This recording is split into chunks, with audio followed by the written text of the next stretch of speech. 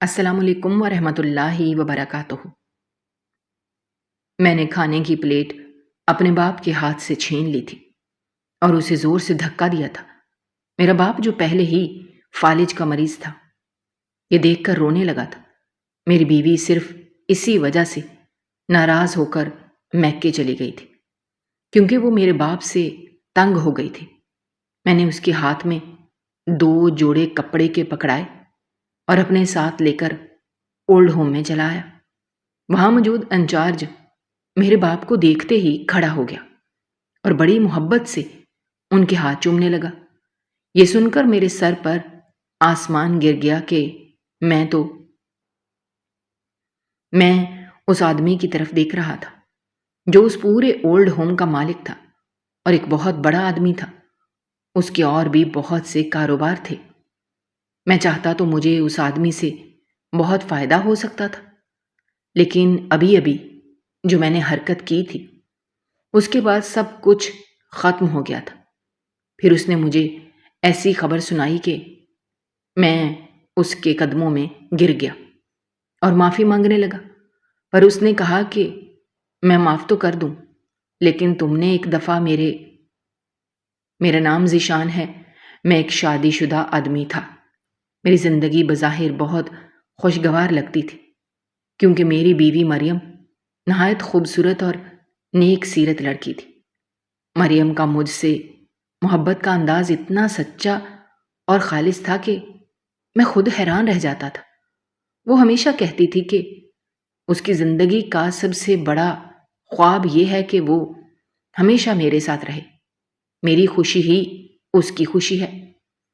مگر میری زندگی میں سب کچھ اتنا آسان نہیں تھا، کیونکہ میں اکیلا نہیں رہتا تھا، میرے ساتھ میرے بابا بھی رہتے تھے۔ جب میں نے مریم سے شادی کی تو میں نے اسے صاف صاف بتایا تھا کہ میرے بابا میرے ساتھ ہی رہتے ہیں، وہ ضعیف ہیں اور کبھی کبھی ضدی بھی ہو جاتے ہیں۔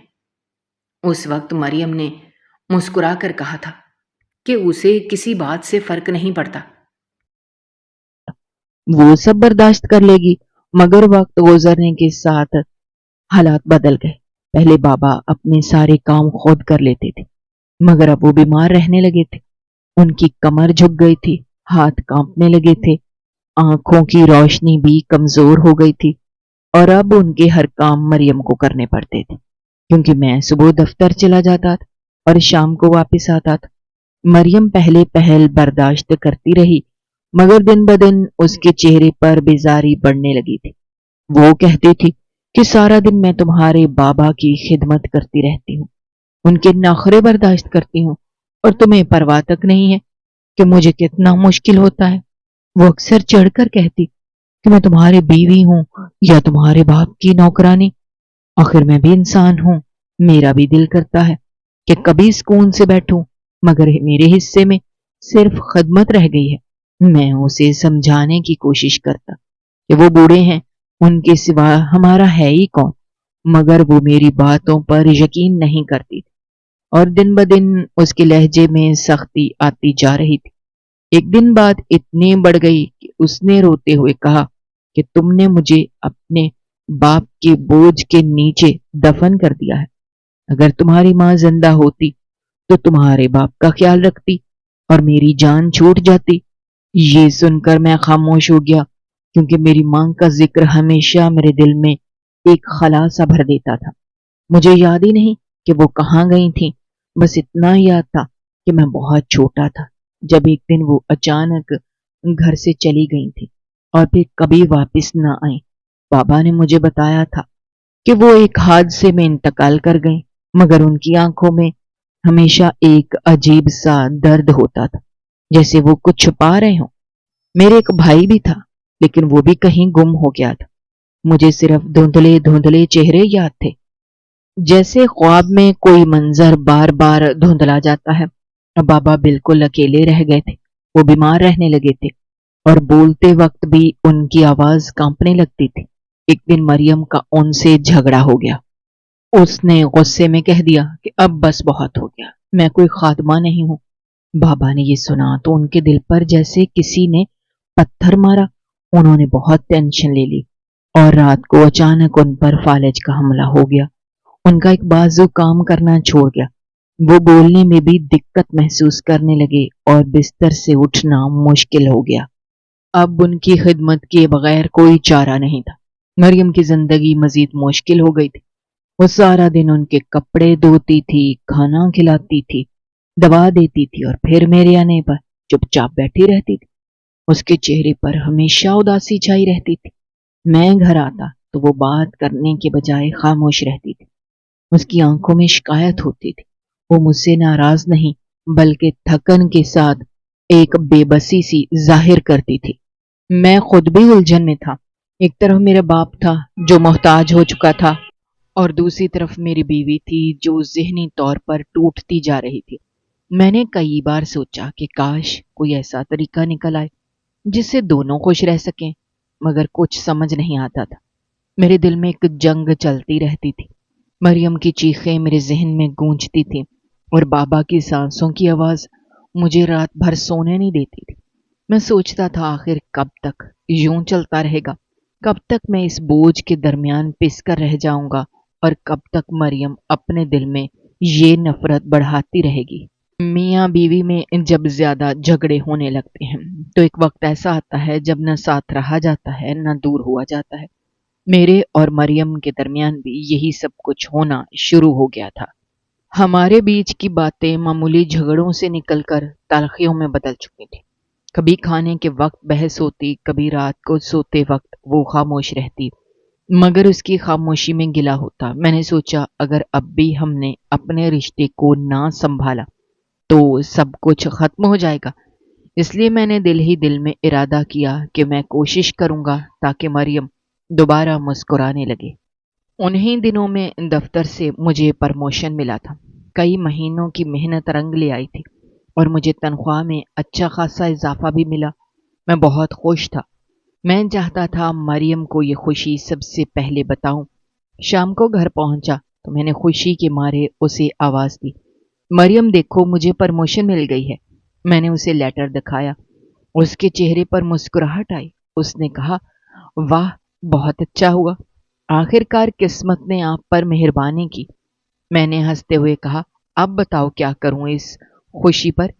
اس نے کچھ دیر سوچا اور پھر بولی، کب سے آپ مجھے کہیں باہر نہیں لے کر گئے، کبھی تو اپنے لیے وقت نکالیے، مجھے ہنی مون پر لے جائیں۔ میں یہ سن کر حیران بھی ہوا اور خوش بھی۔ میں نے سوچا واقعی ہم دونوں کو وقت دینا چاہیے۔ میں نے کہا، بات تو ٹھیک ہے، ہم کہیں چلے جاتے ہیں، تھوڑا سکون بھی ملے گا۔ مگر پھر وہاں فوراً ذہن میں بابا کا خیال آیا۔ میں نے کہا، لیکن بابا کا کیا کریں گے، وہ اکیلے کیسے رہیں گے؟ مریم کا چہرہ فوراً بدل گیا۔ اس کی آنکھوں میں وہی پرانی جھنجھلاہٹ آ گئی۔ وہ سخت لہجے میں بولی، یعنی اب بابا کی وجہ سے آپ مجھے کہیں بھی لے کر نہیں جائیں گے؟ بس اسی گھر میں سڑتی رہوں گی، نوکرانی بنی رہوں گی آپ کی؟ آپ کو تو کوئی فکر ہے ہی نہیں میری۔ میں نے گھبرا کر کہا، نہیں ایسی بات نہیں ہے، میں کچھ سوچتا ہوں۔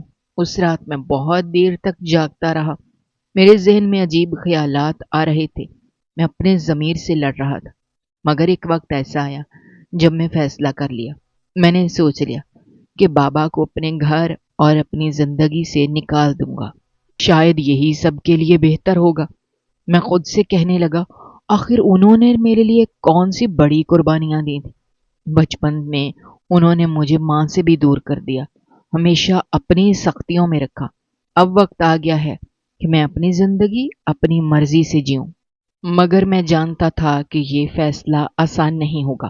انہیں گھر سے نکالنے کے لیے سیدھی انگلی سے گھی نہیں نکلے گا، انگلی ٹیڑھی کرنی پڑے گی۔ ایک دن موقع ملا جب بابا نے دوسری دفعہ روٹی مانگی۔ میں جان بوجھ کر غصے میں آ گیا۔ میں نے ان کے ہاتھ سے روٹی چھین لی اور اونچی آواز میں کہا، بس بابا بہت ہو گیا۔ باکس میں رکھی روٹیاں توڑنا آسان ہے مگر اب میں تھک چکا ہوں۔ میں نے کہا، آپ نے تو میری بیوی کو اپنی نوکرانی بنا رکھا ہے، میں اب مزید یہ سب نہیں دیکھ سکتا۔ بابا خاموش ہو گئے، ان کی آنکھوں میں آنسو آ گئے اور وہ کچھ بول نہیں پائے۔ میں نے جلدی سے ان کے 2 جوڑے کپڑوں کے اٹھائے اور بیگ میں ڈال دیے۔ بابا نے کپ کپاتے ہاتھوں سے پوچھا، بیٹا मुझे कहाँ लेकर जा रहे हो? क्या तुम मुझे सड़क पर फेंकने जा रहे हो? मैंने सख्त लहजे में कहा। इतना भी जालिम नहीं हूं मैं, लेकिन अब आपको अपने घर में नहीं रख सकता। मैंने उस लम्हे उनकी आंखों में देखना भी गवारा नहीं किया। बाबा रोने लगे, मगर मैंने उनकी बात सुनी अनसुनी कर दी।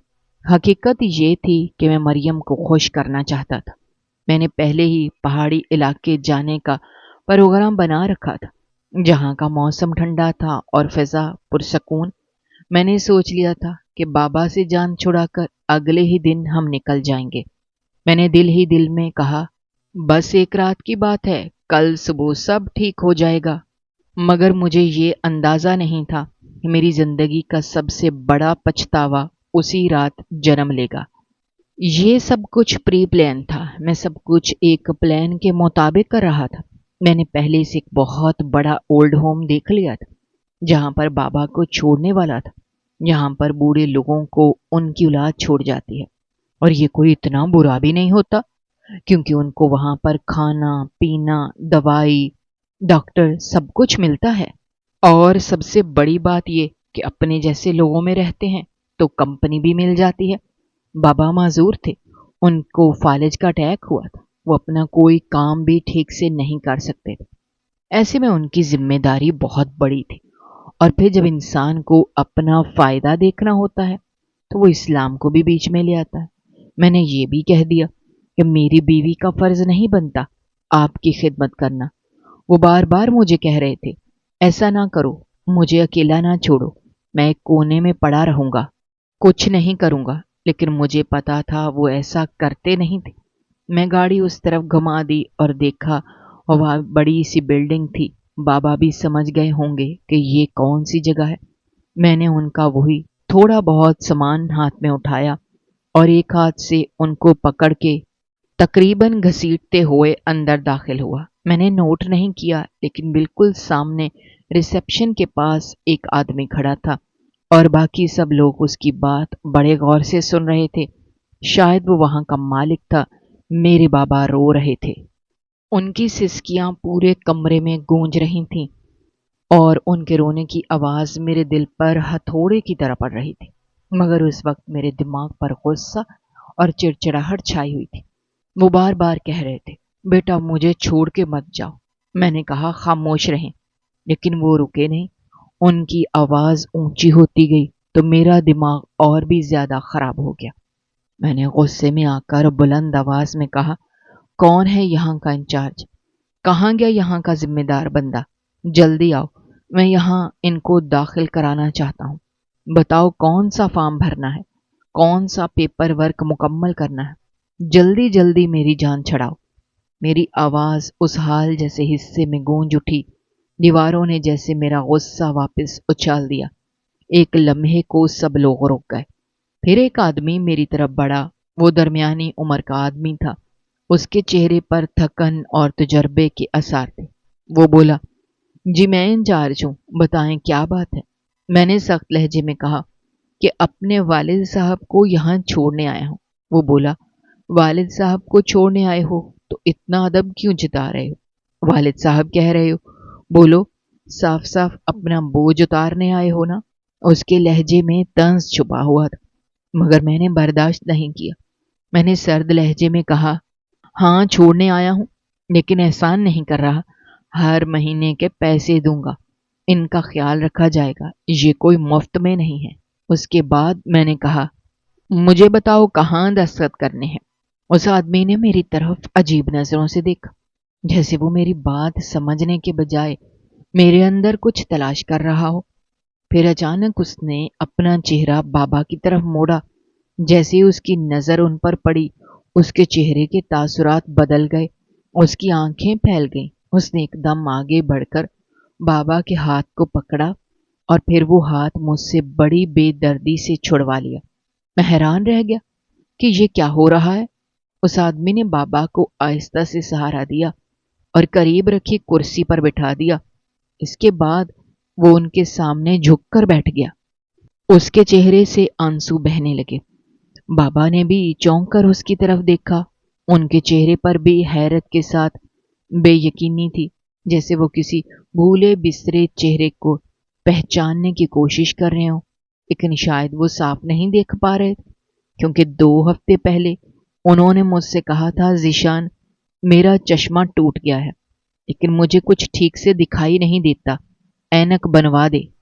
میں نے لاپرواہی سے جواب دیا تھا کہ میرے پاس وقت نہیں ہے، میں بعد میں دیکھ لوں گا۔ اب جب وہ آدمی ان کے پاس بیٹھا رو رہا تھا، بابا نے اپنی دھندلی آنکھوں سے اس کے چہرے کو پہچاننے کی کوشش کی، پھر آہستہ سے بولے، تم کون ہو؟ میں تمہاری آواز پہچانتا ہوں مگر تمہارا چہرہ نہیں دیکھ پا رہا۔ اس آدمی نے بابا کے قدموں کو تھام لیا اور زارو قطار رونے لگا۔ وہ بولا، بابا میں ہوں۔ مگر بابا حیران رہ گئے۔ انہوں نے کانپتی آواز میں کہا، تم میرا بیٹا ہو نا؟ میں یہ منظر دیکھ کر سکتے میں آ گیا، میری آنکھیں حیرت سے پھٹی کی پھٹی رہ گئی۔ میں نے پوچھا، تم میرے بابا کو کیسے جانتے ہو؟ اس آدمی نے آہستہ سے سر اٹھایا، اس کی آنکھیں آنسوؤں سے بھیگی ہوئی تھیں۔ اس نے میری طرف دیکھا اور بولا، تم ذیشان ہو نا؟ میں نے حیران ہو کر کہا، ہاں، لیکن تمہیں میرا نام کیسے پتا چلا؟ وہ بولا، میں تمہارے حالات جانتا ہوں، میں تمہیں برسوں سے ڈھونڈ رہا تھا۔ میں چونک کر بولا، کیا مطلب؟ تم کون ہو؟ اس نے گہری سانس لیا اور کہا، ٹھیک ہے، تم اپنے بابا کو یہاں چھوڑنے آئے ہو ہمیشہ کے لیے؟ میں نے تیزی سے کہا، ہاں، چھوڑنے آیا ہوں، اور اگر تمہیں تحریر چاہیے تو لکھ کر دے دیتا ہوں کہ میں ان کی ذمہ داری سے آزاد ہوں۔ یہ سن کر اس آدمی کی آنکھوں میں آنسو آ گئے۔ اس نے بھری آواز میں کہا، پھر تو تم نے میرے اوپر بڑا احسان کیا ہے، ایسا احسان جو میں ساری زندگی نہیں بھلا سکوں گا۔ میں حیرت زدہ کھڑا تھا، مجھے کچھ سمجھ نہیں آ رہا تھا۔ میں نے الجھ کر کہا، کیا مطلب؟ تم کس احسان کی بات کر رہے ہو؟ تم آخر کون ہو اور تم میرے بابا کو کیوں اس طرح دیکھ رہے ہو؟ اس آدمی نے میری طرف دیکھا، اس کی آنکھوں میں ایک عجیب سی چمک تھی، جیسے وہ ماضی کے اندھیروں میں کھو گیا ہو۔ وہ بولا، میرا نام ارسلان ہے، اور آج سے 20 سال پہلے کچھ ایسا ہوا تھا جس کی کڑیاں آج ہم دونوں کی زندگی سے جوڑتی ہیں۔ میں نے الجھن میں پوچھا، کیا مطلب؟ وہ بولا، میری بات غور سے سنو، کیونکہ یہ صرف ایک کہانی نہیں بلکہ ایک حقیقت ہے جو ہمارے نصیبوں کو آپس میں باندھتی ہے۔ اس نے آہستہ آہستہ بولنا شروع کیا۔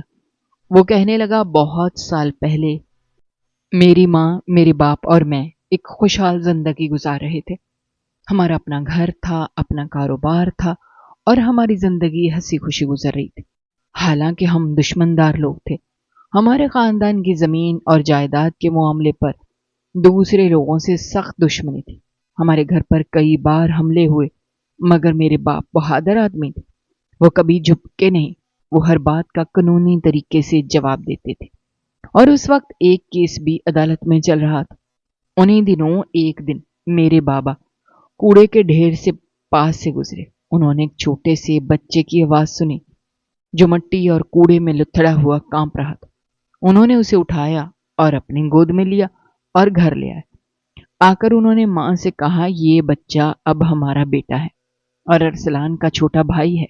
میری ماں نے پہلے تو حیران ہو کر دیکھا، مگر پھر ان کے چہرے پر نرمی آ گئی اور وہ بولی، اگر تم نے دل سے اسے بیٹا مانا ہے تو میں بھی اسے قبول کرتی ہوں۔ میں بھی اس وقت بچہ تھا، مگر اس معصوم بچے کو دیکھ کر مجھے بھی لگنے لگا کہ واقعی وہ میرا بھائی ہے۔ وقت گزرتا گیا، وہ بچہ بڑا ہوتا گیا، ہم دونوں ساتھ کھیلتے تھے، کھانا کھاتے تھے۔ ماں اسے بہت پیار کرتی تھی۔ میں کبھی کبھی حسد بھی کرتا تھا کہ ماں اسے مجھ سے زیادہ چاہتی ہیں، مگر بابا کہتے تھے کہ یتیموں پر رحم کرو، ان کا کوئی نہیں ہوتا، اللہ ان کے ساتھ ہوتا ہے، اور جو ان کے ساتھ اچھا کرے وہ اللہ کے قریب ہوتا ہے۔ کچھ سال گزر گئے، ہم نے کیس جیت لیا، عدالت نے فیصلہ ہمارے حق میں دے دیا، گھر ہماری ملکیت قرار پایا، ہم سب خوش تھے۔ ہمیں لگا اب سب پریشانیاں ختم ہو جائیں گی، مگر اصل طوفان تو تب آیا جب ہارنے والی پارٹی نے اس ہار کو برداشت نہیں کیا۔ انہوں نے بدلہ لینے کی ٹھان لی اور ایک رات ہمارے گھر پر حملہ کر دیا۔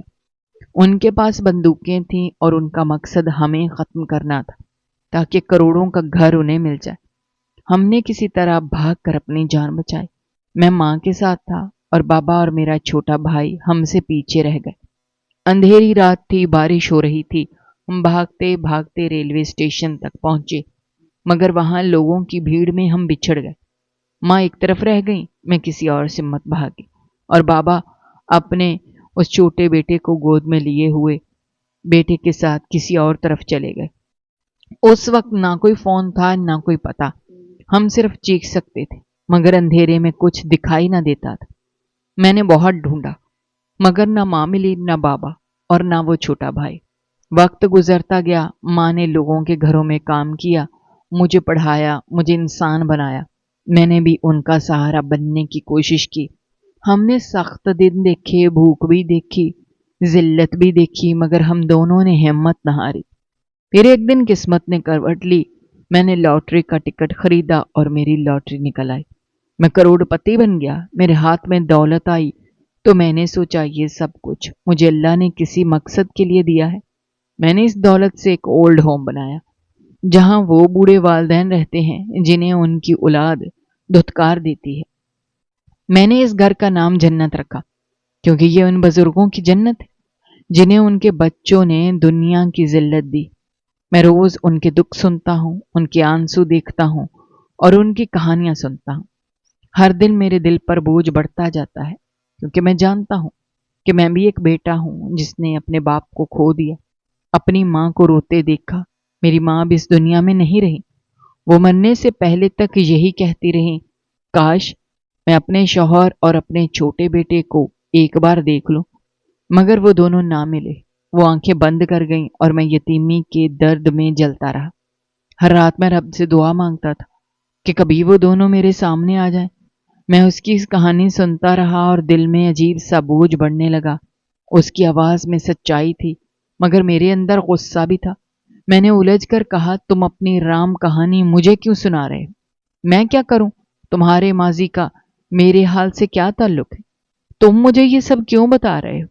ایک بڑی بات عجیب تھی کہ اس کی یہ کہانی سن کر میرے بابا کی آنکھوں میں آنسو آ چکے تھے اور وہ پھوٹ پھوٹ کر رو رہے تھے۔ اس کے پاس جو لوگ کھڑے تھے ان کی آنکھیں بھی آب دیدہ ہو چکی تھیں۔ ارسلان آگے بڑھا اور اس نے میرے کندھے پر ہاتھ رکھ کر کہا، تمہیں یہ کہانی اس لیے سنا رہا ہوں کیونکہ تم خود بھی تو اس کہانی کا حصہ ہو۔ میں نے چونک کر کہا، کیا مطلب؟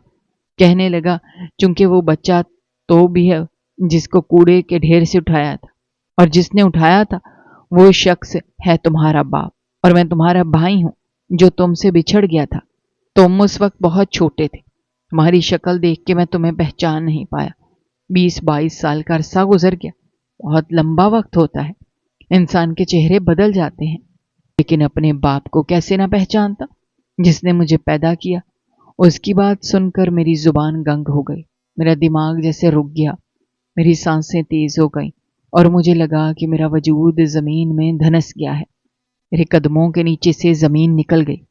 میں کچھ لمحے اس طرح دیکھتا رہا جیسے وہ کوئی خواب ہو یا دھوکہ۔ میری آنکھوں کے سامنے ایک ایک منظر تیزی سے گھومنے لگا۔ جب بابا نے مجھے بچپن میں کندھوں پر بٹھایا تھا، جب انہوں نے مجھے پہلا اسکول بیگ لے کر دیا تھا، جب انہوں نے میرے ماتھے کو چوم کر کہا تھا، بیٹا میں تمہیں کبھی اکیلا نہیں چھوڑوں گا، مجھے یاد آیا انہوں نے کبھی یہ احساس ہی نہیں ہونے دیا کہ میں ان کا نہیں ہوں۔ وہ ہر وقت میرے ساتھ کھڑے رہے، میری ہر خوشی میں، میرے ہر دکھ میں وہ دیوار بن گئے، میرے سامنے آئے۔ میں نے جب بھی کوئی غلطی کی انہوں نے ڈانٹا ضرور، مگر اگلے ہی لمحے مجھے سینے سے لگا لیا۔ انہوں نے مجھے انسان بنایا، پڑھایا، لکھایا، اور جب میری شادی کا وقت آیا تو ساری جمع پونجی میرے ہاتھ میں رکھ دی کہ یہ تمہارا حق ہے۔ اور آج میں سوچ رہا تھا کہ میں کتنا اندھا تھا۔ میں نے اپنی بیوی کے کہنے پر اس شخص کو جس نے مجھے کوڑے سے اٹھایا تھا اور اپنی زندگی سے نکال دیا، اس لیے کہ میری بیوی کو لگا کہ وہ بوجھ ہے، میں نے اپنے ہاتھوں سے ان کا سامان باندھا اور انہیں اولڈ ہاؤس لے آیا، اور میں سمجھتا رہا کہ میں اپنا فرض ادا کر رہا ہوں، لیکن حقیقت میں انسانیت کی سب سے بڑی حد کو پار کر چکا تھا۔ میں وہ شخص بن گیا تھا جو اپنے محسن کو بھول جاتا ہے۔ ارسلان کی آنکھوں میں آنسو چمکنے لگے۔ وہ بولا، لیکن اچھا ہوا تم یہاں تک آ گئے. اگر تم یہاں تک نہ آتے مجھے میرا باپ کیسے واپس ملتا. اب تم جا سکتے ہو اپنی زندگی جینے کے لیے، جہاں چاہو جاؤ، لیکن میرے باپ کو میں یہاں نہیں رکھوں گا. میں اپنے باپ کو اپنے گھر لے جاؤں گا، اپنے بنگلے میں جو میرے باپ کے بغیر بالکل ادھورا ہے. اس کی باتوں نے میرے دل میں ایک زلزلہ برپا کر دیا. میرے سینے کے اندر ایک ایسا بھاری پن محسوس ہوا جیسے کوئی آگ کا گولا پھنس گیا. اگر میں نے رو کر اس کو باہر نہ نکالا تو شاید میرا دم گھٹ جائے گا. میں بابا کے قدموں میں گر گیا. میری آنکھوں سے آنسوؤں کی جھڑی لگ گئی. میں نے ان کے ہاتھ پکڑ لیے اور روتے ہوئے کہا، بابا مجھے معاف کر دیں، میں بہت برا انسان ہوں. آپ نے مجھ پر اتنا بڑا احسان کیا اور میں نے آپ کے ساتھ یہ ظلم کیا. میں آپ کو یہاں نہیں چھوڑوں گا، میں آپ کے بغیر نہیں رہ سکتا. لیکن ارسلان نے میری طرف غصے اور نفرت سے دیکھا. اس کے چہرے پر ایک ایسی سختی تھی جس نے مجھے اندر سے توڑ دیا. وہ بولا، مجھے تم پر کوئی بھروسہ نہیں ہے. تم جیسے شخص سے کیا امید کی جا سکتی ہے جو اپنے باپ کو اولڈ ہاؤس چھوڑنے آئے، وہ بھی صرف اپنی بیوی کی باتوں میں آ کر. تم نے ثابت کر دیا کہ تم ستیلے ہو. تم میں وہ خون نہیں جو میرے باپ کے جسم میں دوڑتا ہے. تم صرف ان کا احسان ہو لیکن ان کا حصہ نہیں. میں روتا رہا، گڑ گڑاتا رہا، لیکن بابا نے بھی مجھ سے منہ پھیر لیا. ان کی آنکھوں میں وہ مایوسی تھی جو شاید کسی ماں یا باپ کی آنکھوں میں اس وقت آتی ہے جب ان کا بچہ انہیں دھتکار دیتا ہے. وہ خاموش تھے مگر ان کی خاموشی چیخوں سے زیادہ تکلیف دیتی. ارسلان نے ان کے کندھے پر ہاتھ رکھا اور بولا، چلیے بابا، اب میں ہوں نا، میں آپ کو کبھی اکیلا نہیں چھوڑوں گا. میں نے دیکھا وہ ان کو سہارا دیتے ہوئے گاڑی کی طرف لے گیا. بابا کے قدم لڑکھڑا رہے تھے مگر ارسلان کے بازو نے انہیں مضبوطی سے تھام رکھا تھا. جب وہ دونوں گاڑی میں بیٹھے تو میں نے ایک آخری نظر ان پر ڈالی. میری آنکھوں سے آنسو بہ رہے تھے. میں نے چاہا کہ بھاگ کر جا کر بابا کے قدموں میں گر جاؤں مگر میرے قدم جیسے زمین سے چپک گئے ہوں. میں ہل بھی نہیں سکتا. جب گاڑی چلی تو میں نے دیکھا وہ بہت بڑی گاڑی تھی، ایک شاندار گاڑی، کم سے کم 1.5 کروڑ روپے کی قیمت کی. لیکن میرے لیے وہ کسی تابوت سے کم نہیں تھی کیونکہ اس کے ساتھ میری ساری خوشیاں چلی گئیں. میری آنکھوں کے سامنے وہ گاڑی دھیرے دھیرے دور جاتی رہی اور میں خالی ہاتھ سڑک پر کھڑا رہ گیا. ایک ٹھنڈی ہوا کا جھونکا آیا جیسے کسی نے میری روح کو کاٹ کر رکھ دیا ہو. اب میرے پاس کچھ نہیں تھا، نہ باپ، نہ بھائی، نہ سکون، نہ فخر، صرف ایک پچھتاوا جو دل میں ہمیشہ کے لیے گھر کر گیا تھا. میں واپس گھر آیا تو میری بیوی نے دروازہ کھولتے ہی کہا، اتنی دیر لگا دی، کام تو ہو گیا نا؟ اس کے لہجے میں عجیب سا سکون اور اطمینان چھپا ہوا تھا جیسے کوئی اپنے مقصد میں کامیاب ہو گیا ہو. میں نے اس کی طرف عجیب نظروں سے دیکھا. اس کی آنکھوں میں ایک طرح کی چمک تھی جس میں خوشی کم اور خود غرضی زیادہ جھلک رہی تھی. میں نے تھکے ہوئے لہجے میں پوچھا، کون سا کام؟ وہ ہنسی اور کہنے لگی، جان چھوٹ گئی نا اس بوڑھے سے. میں نے کہا، کس سے؟ کہنے لگی، ارے تمہارے باپ سے. اور کس سے؟ میرا دل جیسے سینے میں دھڑکنا بھول گیا. میں خاموش ہو گیا. میرے لب کانپنے لگے اور میں نے بمشکل خود کو سنبھال کر کہا، مریم تمہیں اندازہ بھی ہے تم کیا کہہ رہی ہو؟ وہ بے نیازی سے صوفے پر بیٹھ گئی اور انگلیوں کے ناخن صاف کرتے ہوئے بولی، ہاں کیوں نہیں جانتی؟ تم خود ہی تو کہہ رہے تھے کہ وہ تمہیں بوجھ لگتے ہیں. اب تو تم نے اچھا کیا کہ جان چھڑا لی. میں نے گہری سانس لی اور اس کے سامنے بیٹھ گیا. میں نے اسے ساری بات بتائی. میں نے کہا، وہ آدمی ارسلان دراصل میرا بھائی نکلا اور جس کو میں اپنا باپ سمجھتا رہا وہ میرا باپ نہیں بلکہ میرا محسن نکلا. مریم کی آنکھوں میں حیرت سے پھیل گئی. وہ تھوڑی دیر خاموش رہی پھر کہنے لگی، ویسے اگر یہ بات نہ ہوئی ہوتی تو اچھا ہوتا. تمہارا وہ بڑا بھائی ہمارے بہت کام آ سکتا تھا. اس کے پاس تو بہت پیسے ہوں گے. جس کے پاس ایسی بڑی گاڑی ہو وہ کوئی عام انسان نہیں لگتا. تم نے دیکھا تھا نا اس کی گاڑی، وہ تو کم از کم 1.5 کروڑ کی تھی. اور جس کے پاس ایسی گاڑی ہو اس کا بنگلہ کتنا بڑا ہوگا. سوچو اگر ہم اس سے تعلق رکھ لیتے تو ہمارا تو نصیب ہی بدل جاتا۔ میں نے گہری نظر سے مریم کو دیکھا، اس کی باتوں نے میرے دل میں جیسے کسی نے خنجر گھونپ دیا ہو۔ میں نے آہستہ سے کہا، تمہیں میرے باپ کے لیے ایک لفظ کا بھی ترس نہیں آیا؟ مریم، وہ باپ نہیں تھے، لیکن انہوں نے میرے لیے کیا کچھ نہیں کیا۔ مجھے کوڑے کے ڈھیر سے اٹھایا، مجھے زندگی دی، مجھے اپنے بیٹے کی طرح پالا۔ میں نے ان کے سائے میں جوانی دیکھی، اور میں نے کیا کیا ان کے ساتھ کیا۔ ان کی خدمت کے بجائے ان کو اولڈ ہوم میں چھوڑ آیا۔ میں نے اپنے ہاتھوں سے ان کی عزت رون دی۔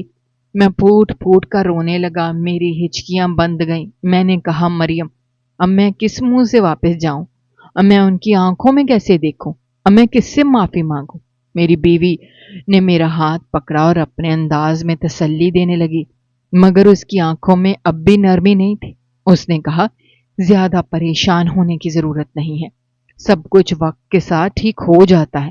آؤ ہم لوگ سیر کرنے چلتے ہیں، تھوڑا دماغ بدل جائے گا۔ جب واپس آئیں گے تو بابا سے معافی مانگ لینا، وہ بھی بھول چکے ہوں گے۔ کیونکہ وقت گزرتا ہے تو انسان سب کچھ بھول جاتا ہے۔ میں اس کی باتوں سے کسی حد تک مطمئن ہو گیا۔ میں نے سوچا شاید واقعی اس کی بات میں وزن ہے، شاید سفر ہمیں سکون دے دے۔ ہم دونوں نے تیاری کی اور اپنی گاڑی میں بیٹھ کر ناران کاغان کی طرف روانہ ہو گئے۔ راستہ خوبصورت تھا، پہاڑوں کی بلندیوں پر بادلوں کا بسیرا تھا، ہوا ٹھنڈی اور نم تھی۔ مریم کھڑکی سے باہر دیکھ رہی تھی، چہرے پر ہلکی سی مسکراہٹ تھی۔ میں کوشش کر رہا تھا کہ خود کو معمول پر لاؤں، مگر دل کے اندر ایک آگ جل رہی تھی۔ بار بار بابا کا چہرہ سامنے آ رہا تھا، ان کی وہ تھکی ہوئی آنکھیں جو مجھ سے سوال کر رہی تھیں، میں نے یہ سب کیوں کیا؟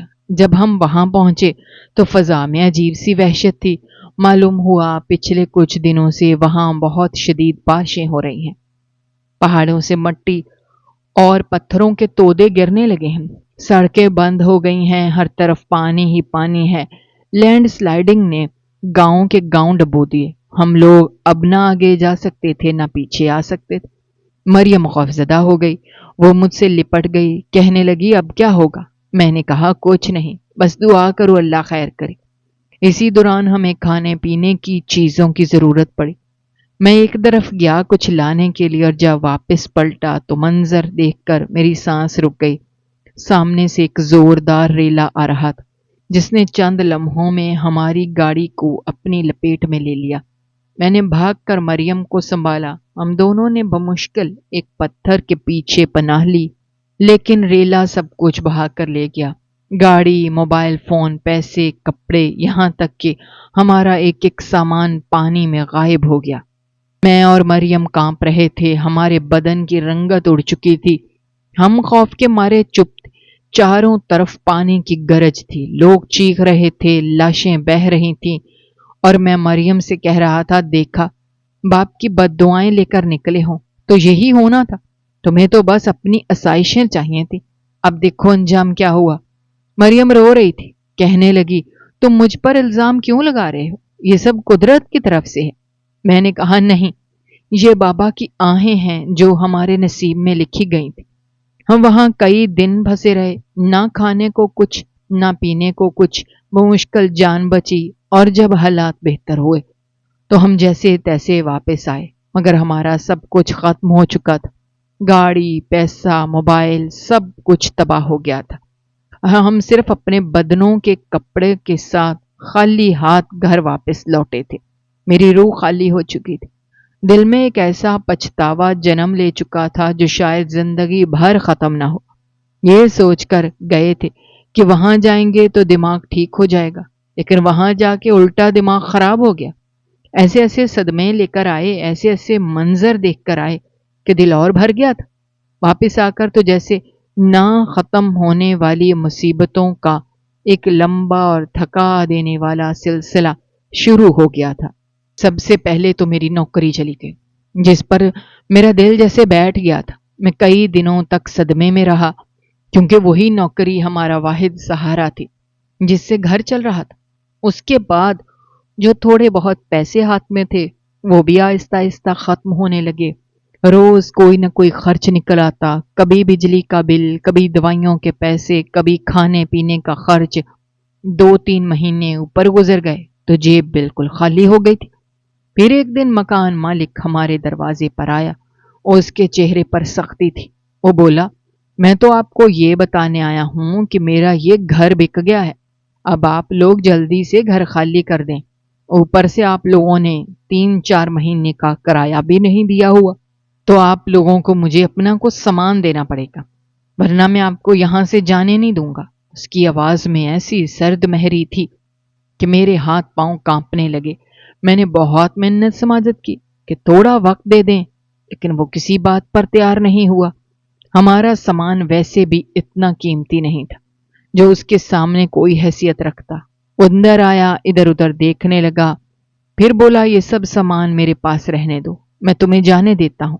ہم خاموشی سے دیکھتے رہے۔ اس نے برتن، بستر اور کچھ ضروری چیزیں اپنے قبضے میں لے لی، تھوڑا بہت کچن کا سامان اور کپڑے چھوڑ دیے تاکہ ہم بالکل خالی ہاتھ نہ رہ جائیں۔ پھر اس نے کہا، اب تم لوگ یہاں سے جا سکتے ہو۔ ہم دونوں سڑک پر آ گئے۔ میں ابھی تک یقین نہیں کر پا رہا تھا کہ یہ سب کچھ ہمارے ساتھ کیسے ہو گیا۔ ایک لمحے کے لیے ایسا لگا جیسے زمین میرے قدموں کے نیچے سے کھسک گئی ہو۔ ہم ایک دوسرے کو دیکھ رہے تھے اور خاموش تھے، کوئی بات نہیں کر پا رہا تھا۔ میرے دل میں بار بار ایک ہی خیال آ رہا تھا، شاید ہمارے پیچھے بابا کی بد دعائیں تھیں، ورنہ کسی کے ساتھ بھی یوں اچانک سے اتنی مصیبتیں نہیں آتی جتنی ہمارے ساتھ نازل ہو گئی تھی۔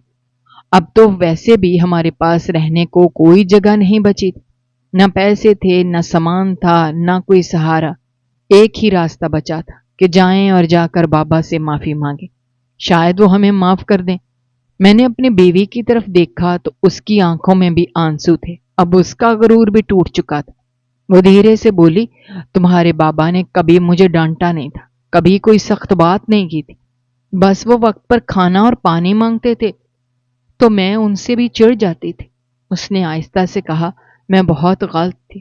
میں نے اس کے سر پر ہاتھ رکھا اور کہا، کوئی بات نہیں، ہم جائیں گے اور ان سے معافی مانگیں گے، شاید وہ ہمیں قبول کر لیں۔ ہم دونوں نے فیصلہ کیا کہ ہم اسی اولڈ ہوم کی طرف جائیں گے جہاں وہ رہتے تھے۔ ہم پیدل چل پڑے، راستے بھر خاموش رہے، نہ وہ بولی نہ میں بول سکا، جیسے دل میں بوجھ جم گیا ہو۔ جب ہم اولڈ ہوم پہنچے تو میں نے وہاں کے عملے سے کہا کہ بتایا جائے کہ ارسلان کا گھر کہاں ہے۔ وہ لوگ مجھے پہلے سے جانتے تھے۔ انہوں نے ایک دوسرے کی طرف دیکھا، پھر ان میں سے ایک نے فون اٹھایا اور ارسلان کو کال کی۔ تھوڑی دیر بعد اس نے کہا، ان کو پتہ دے دو۔ وہ لوگ حیران تھے مگر اس نے ان کو اشارہ کیا۔ انہوں نے ہمیں پتہ لکھ کر دیا اور یہاں تک جانے کے لیے تھوڑے پیسے بھی دے دیے۔ ہم نے ان کا شکریہ ادا کیا اور وہاں سے نکل پڑے۔ اب ہم ایک بڑے محل کے سامنے کھڑے تھے۔ گھر کہنا تو شاید اس کی توہین ہوتی، کیونکہ وہ کسی خواب کی طرح لگ رہا تھا۔ باہر سے ہی شان و شوکت جھلک رہی تھی۔ 2-3 بڑی گاڑیاں اندر کھڑی تھیں، ایک گارڈ باہر بیٹھا تھا، مالی لان میں صفائی کر رہا تھا۔ گھر کے باہر ایک اونچا گیٹ تھا اور اندر جانے کے لیے ایک بڑا مرکزی دروازہ تھا۔ ہم دونوں کے قدم جیسے رک گئے، دل زور زور سے دھڑک رہا تھا۔ ہم نے ایک دوسرے کی طرف دیکھا اور پھر سر جھکا کر آہستہ آہستہ اندر داخل ہو گئے تاکہ بابا سے معافی مانگ سکے۔ اندر داخل ہوئے تو سامنے ہی بابا بیٹھے تھے۔ ان کو دیکھ کر ہم حیران رہ گئے۔ وہ ایک کرسی پر آرام سے بیٹھے تھے مگر اب وہ پہلے جیسے کمزور نہیں لگ رہے تھے۔ ان کے چہرے پر رونق تھی، رنگ صاف ہو گیا تھا، چہرے پر ایک عجیب سا سکون تھا۔ حیرت کی بات یہ تھی کہ وہ ویل چیئر پر نہیں تھے، ان کے ہاتھ بھی ٹھیک سے حرکت کر رہے تھے اور ان کی صحت سے ایسا لگتا تھا جیسے نیا جنم آ گیا ہو۔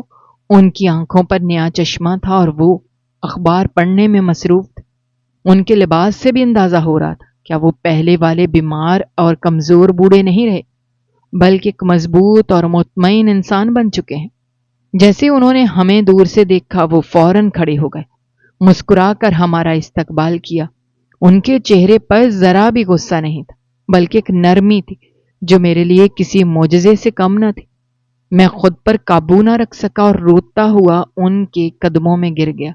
میرے آنسو ان کے پاؤں پر گر رہے تھے۔ میں بار بار یہی کہہ رہا تھا، بابا میں گناہ گار ہوں، میں نے بہت بڑی غلطی کی، میں نے آپ کا دل توڑا، مجھے معاف کر دیں۔ बाबा ने आहिस्ता से मेरा सर थामा और बोले, बेटा, जिस तरह आए हो लगता है कोई काम था।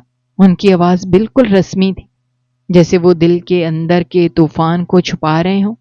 मैंने आंसू साफ करते हुए कहा, बाबा, सब कुछ खत्म हो गया है, कुछ नहीं बचा हमारे पास। हम जान बचाकर आए हैं, हमने सब कुछ खो दिया। मैं हार गया हूं, मैं टूट गया हूं, मुझे आपकी दुआएं चाहिए। मैंने कहा, आपकी बद्दुआओं ने मेरा बहुत पीछा किया, मुझे बहुत जलील करवा दिया है। मैंने कहा, मैं आपसे माफी मांगने आया हूं, आप मुझे माफ कर दें। बाबा के चेहरे पर हल्की सी मुस्कुराहट आ गई। उन्होंने नरमी से कहा, बेटा, मैंने तो तुम्हें कभी बद्दुआ नहीं दी थी। ये सुनकर मेरी हालत और खराब हो गई, मेरी चीख निकल गई। मैं जोर जोर से रोने लगा और बोला, अगर अभी बद्दुआ नहीं दी तो मेरा ये हाल हुआ, और अगर वाकई दी होती तो फिर क्या होता। मैं रोते रोते बाबा के कदमों में बैठ गया। बाबा ने मेरे सर पर हाथ रखा और बोले, बेटा, मैंने तुम्हें माफ कर दिया है, और याद रखो, ये घर तुम्हारा अपना है, यहां तुम रह सकते हो, कोई मसला नहीं है। तुम मेरे बेटे हो, और बेटा कभी घर से बेदखल नहीं होता। इतने में अरसलान भी आ गया और उसने बाबा से कहा, मैं जरा देर से पहुंचा हूं। फिर मेरी तरफ देखा और मुस्कुरा कर बोला, अगर सुबह का भूला शाम को घर आ जाए तो उसे भूला नहीं कहते, लेकिन उसको ज़ीशान जरूर कहते हैं। और वो हंसने लगा। मैं भी हंस पड़ा, अगरचे आंखों में आंसू अब भी मौजूद थे, मगर दिल हल्का हो गया था। अरसलान आगे बढ़ा, उसने मुझे गले लगाया और कहा, तुम तो मेरे भाई हो, मैंने तो तुम्हें हमेशा अपना भाई माना था। फिर उसने मरियम की तरफ देखा, उसके सर पर भी हाथ रखा और कहा, आ जाएं भाभी, ये आपका अपना घर है, यहाँ कोई आप पर इल्जाम नहीं लगाएगा, कोई आपको बुरा नहीं कहेगा। मरियम की आंखों में भी आंसू थे, मगर इस बार ये खुशी के आंसू थे। उसके चेहरे से सारी तलखियां और नफरत खत्म हो चुकी थी। अब हम लोग इस घर में रहने लगे। यहाँ पर सहूलत थी, घर में सुकून था, इज्जत थी, खाना पीना था, खुशी थी। अरसलान ने मुझे अपने साथ ही नौकरी दे दी ताकि मैं अपने कदमों पर खड़ा हो सकूं। बाबा भी अब बहुत खुश थे। वो अक्सर शाम के वक्त बैठकर कुरान पढ़ते और कहते कि जिस घर में नफरतें खत्म हो जाएं, वहां रहमत उतरती है। मैं उनकी बात सुनता और दिल ही दिल में सोचता कि वाकई हम पर भी अब रहमत नाजिल हो गई है, सब कुछ वापस आ गया था। मगर फिर भी एक कमी महसूस होती थी, और वो थी माँ की। बाबा के साथ बैठे बैठे जब भी माँ का जिक्र आता तो मेरी आंखें भीग जाती। दिल में एक ही एहसास होता कि अगर आज वो भी होती तो हमारी फैमिली मुकम्मल हो जाती। वो देखती कि हम जो बिछड़ गए थे आखिरकार फिर से मिल गए हैं। मैं अक्सर रात को आसमान की तरफ देखता और दिल ही दिल में कहता, माँ जहां भी होंगी वो हमें देख रही होंगी और खुश होंगी, क्योंकि आखिरकार मैंने अपनी जिद छोड़ दी है और अपने ही लोगों को वापस अपना लिया है। आखिर में मैं यही कहूँगा कि अपने चाहे जैसे भी हों वो अपने ही होते हैं। उनसे रूठने का दुख जिंदगी भर रहता है, और जो वक्त गुजर जाए वो वापस नहीं आता। इसलिए अपनों को कभी नहीं छोड़ना चाहिए, क्योंकि दुनिया में सब कुछ मिल सकता है मगर अपने नहीं मिलते। दोस्तों, हमारी आज की ये कहानी आपको कैसी लगी? कमेंट बॉक्स में अपनी राय का इजहार करना मत भूलिएगा। और अगर आप हमारे चैनल पर नए हैं तो चैनल को सब्सक्राइब करना भी मत भूलिएगा। शुक्रिया। अल्लाह हाफिज़।